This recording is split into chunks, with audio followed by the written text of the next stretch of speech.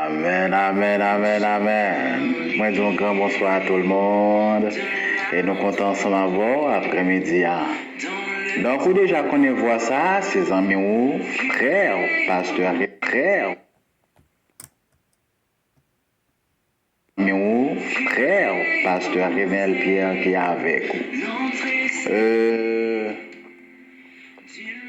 Quel que soit le côté que le Seigneur localise, et pour capable finir temps d'études ça, et pour nous capable nous réunir nous ensemble.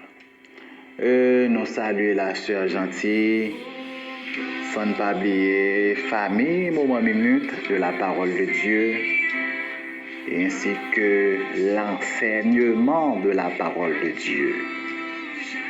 Et nous comptons ensemble avec nous. Et tout frère et sœur, le tabernacle évangélique de Béret. Et moi saluer nous dans nom Jésus.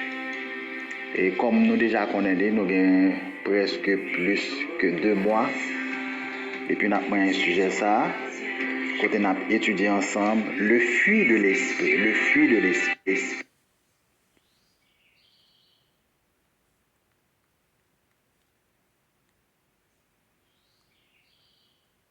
Le fruit de l'esprit. Le fruit de l'esprit.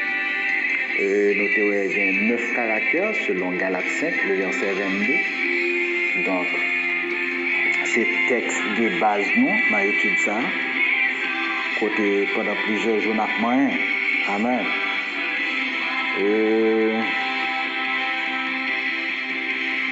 Nous avons essayé de regarder Galates 5, verset 22 à vous. Amen. La parole dit que, mais le fruit de l'esprit, c'est l'amour, la joie, la paix, la patience, la bonté, la bienveillance, la foi, la douceur, la maîtrise de soi. Amen. Il dit, contre de telles attitudes, il n'y a pas de loi. Là, je t'appelle pour dans la version second 21. Amen. Au cas où il y a un petit genre différent, mais c'est parce que c'est une autre version, c'est pas lui second. Amen. Donc, si on ne permet pas au diable de voler notre... Aujourd'hui, nous parlons de la joie, nous avons fait la joie, et puis nous avons tout rentré dans la paix. Donc, si on ne permet pas au diable de voler notre joie, il ne pourra pas avoir nos biens. Donc, si nous ne permettons pas l'ennemi de voler joie, nous, il ne peut pas voler bien nous. Premièrement, la joie nous assure toujours la victoire. La joie lui assure, nous lui toujours assurer nos victoires. La victoire. Maintenant, mais la joie, si nous avons besoin d'écouter la joie assurer victoire, nous, mais c'est la joie qui doit accompagner ou bien marier avec la louange et l'adoration. La joie se manifeste dans la louange et l'adoration.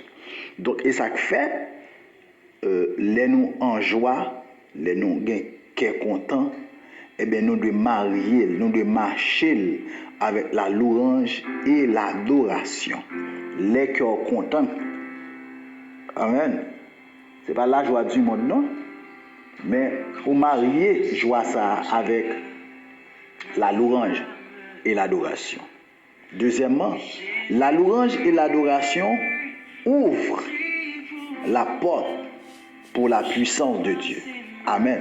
Donc, lorsque la louange et l'adoration sont mariés ensemble, ils ouvrent porte pour la manifestation de la gloire de Dieu, de la puissance de Dieu.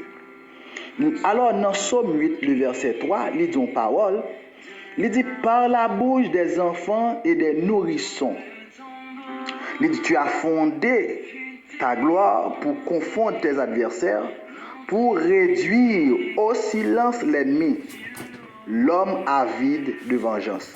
Dans la version lui second, vous connaissez les nous gain, il parlait de vindicatif, c'est-à-dire vengeur. Donc il dit par la bouche des enfants et ceux qui sont à la mamelle. Et comme ça, il dit dans la version panois, il dit tu as fondé ta gloire. Donc en d'autres termes, par l'adoration des enfants, par la louange des enfants, le Seigneur lui fonde gloire pour confondre l'adversaire et pour réduire l'ennemi, à savoir Satan le diable, en silence. Donc, lorsque nous sommes en joie, eh bien, il y a une arme que nous sommes capables d'utiliser pour réduire l'ennemi, vengeur là, vindicatif là, en silence, c'est la louange et l'adoration. Amen. Donc, c'est une arme que nous sommes capables d'utiliser. Donc, la joie nous assure toujours la victoire. Mais c'est la joie qui marchait avec la louange et l'adoration. 22. Mais le fruit de l'esprit, c'est l'amour, la joie, la paix. Amen. Troisièmement, la paix. Donc, après-midi, nous allons parler de la paix. On va rentrer dans la paix.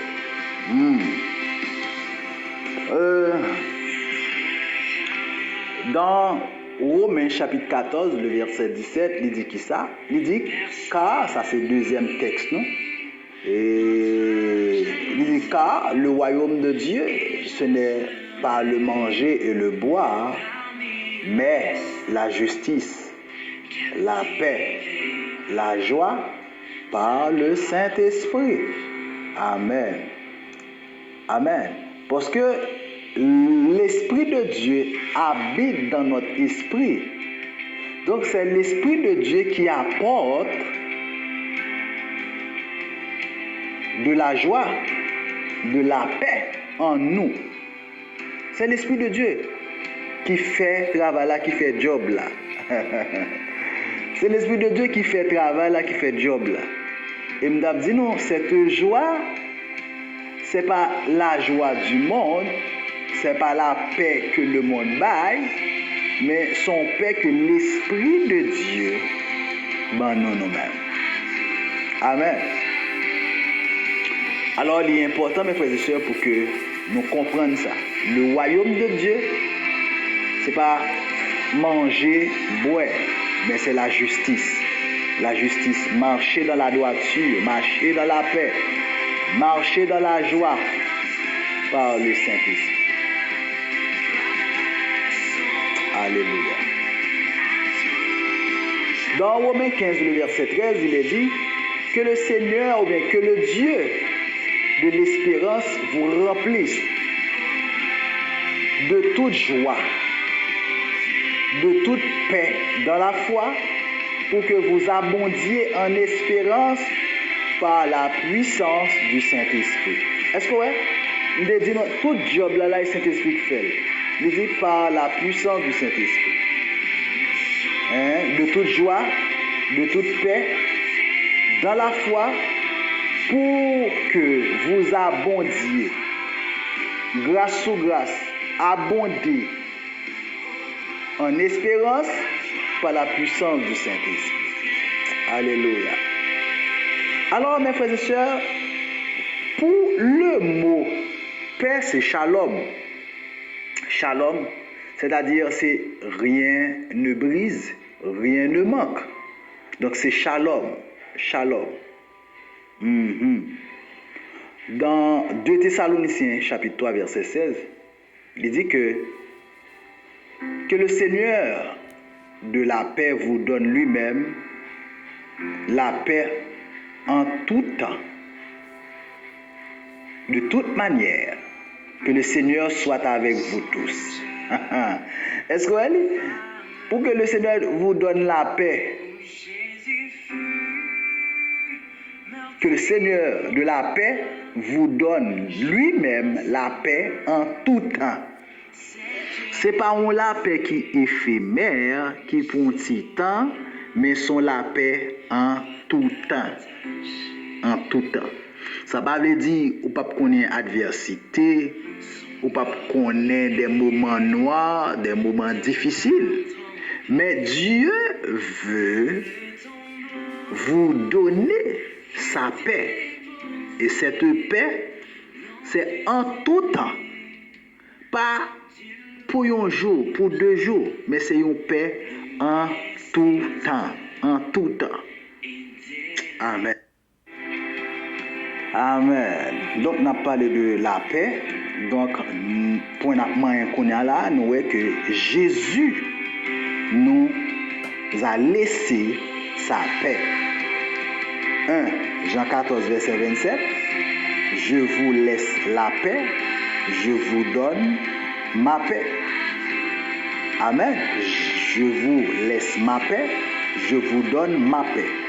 Je ne vous la donne pas comme le monde donne, que votre cœur ne se trouble point et ne s'alarme point. Deuxième texte, ça c'est Jean 16, verset 33. Je vous ai dit ces choses afin que vous ayez la paix en moi.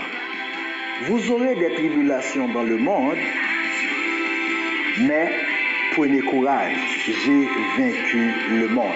Vous aurez des tribulations dans le monde, mais prenez courage, j'ai vaincu le monde. Nous allons lire pour Marc chapitre 4, verset 36 à 40.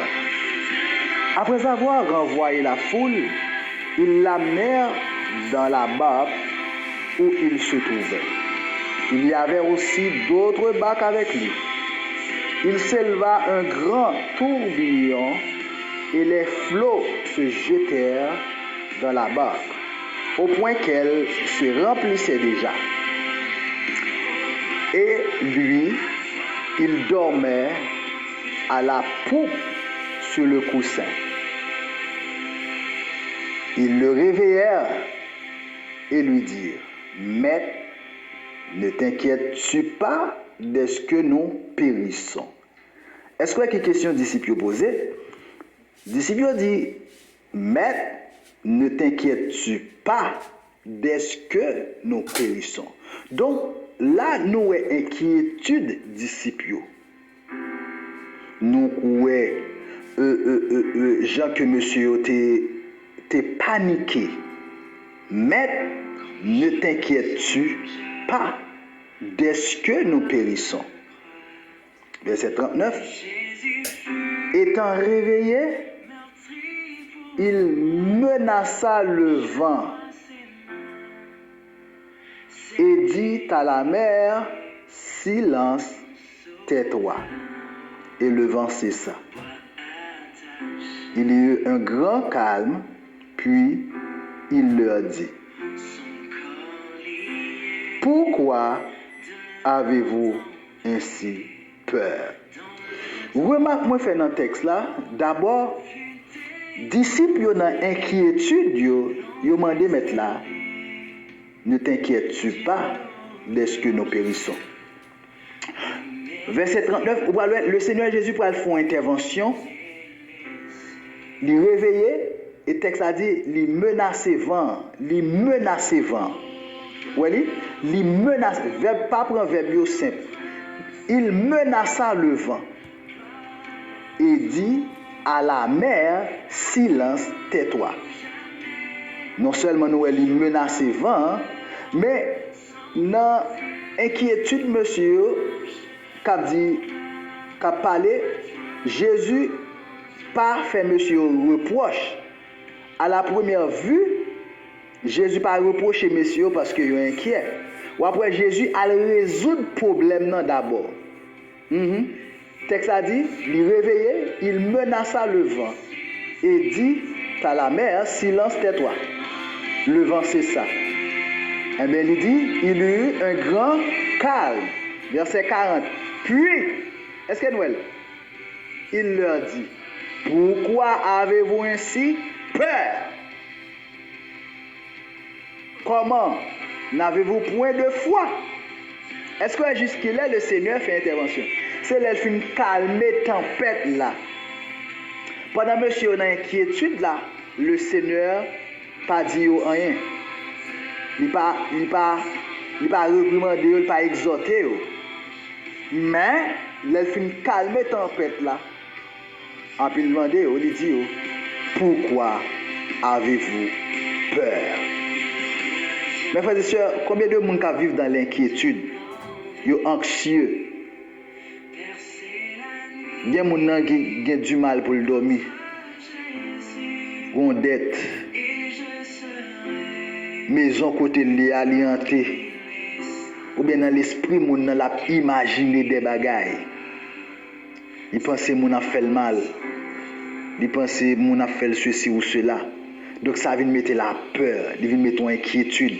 Et me dit nous ça, lorsque yon moun dans état ça, il pas gain la joie, il pas gain la paix, et mais il peut produire des maladies. Amen. Il va dépressif. Et ça fait nous besoin des moun qui marcher dans la paix, qui marcher dans la joie. Jésus dit à disciples dans Marc chapitre 4, la verset 40 là. Pourquoi avez-vous peur? Amen l'église. Pourquoi avez-vous peur? Alléluia.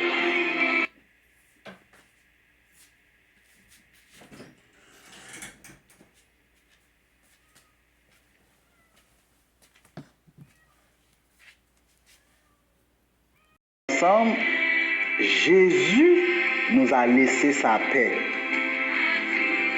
Non seulement à disciples, mais de même à nous-mêmes tous, de partager cette paix avec son Église. Maintenant, Jésus a payé cher pour que nous puissions avoir sa paix. Jésus a payé cher pour que nous puissions avoir sa paix. Il y a un texte que nous habituons avec, c'est Isaïe 53, le verset 5. Mais il était blessé pour nos péchés, brisé pour nos iniquités. Il dit, le châtiment qui nous donne la paix est tombé sur lui. Et c'est par ses meurtrissures que nous sommes guéris. Donc, notre paix, eh bien, c'est quelque chose que nous recevons par le sacrifice de la croix. Ce n'est pas un simple paix, mais Jésus-Christ paye prix dans place moi-même avant pour nous capable recevoir la paix que le bail là. Il dit que le châtiment qui nous donne la paix est tombé sur lui.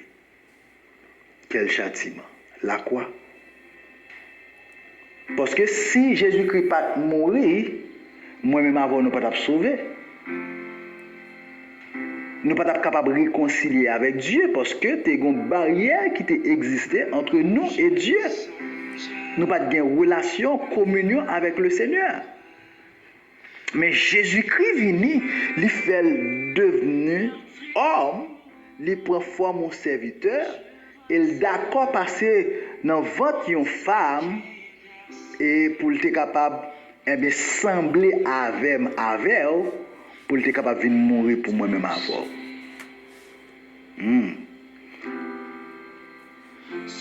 Puisque c'est l'homme qui t'a péché, c'est un homme qui devait mourir. Amen. Son homme qui devait mourir. Mais châtiment ça, sacrifice ça, lui porter la paix. Et ça fait me dire, paix ça que n'a parlé, eh bien, lui coûte Jésus cher. Amen. Pour qu'à réconcilier avec Dieu et pour qu'à gagner la paix non seulement avec Dieu, eh bien, son bagaille qui coûtait le Seigneur Jésus très cher. Jésus a payé cher pour que nous puissions avoir sa paix. Oui, il paye très cher pour que nous soyons capables de gagner la paix. Amen. Deuxième verset, nous, dans partie ça, c'est Éphésiens chapitre 2, versets 14 et 15. versets 14 et 15. Mes frères et sœurs, il dit que car il est notre Père, lui qui des deux en a fait qu'un, et qui a renversé le mur de séparation, l'iniquité, ayant anéanti par sa chair la loi des ordonnances dans les prescriptions, afin de créer en lui-même avec les deux un seul homme nouveau, en établissant la paix. On revient pour nous expliquer verset ça. Amen.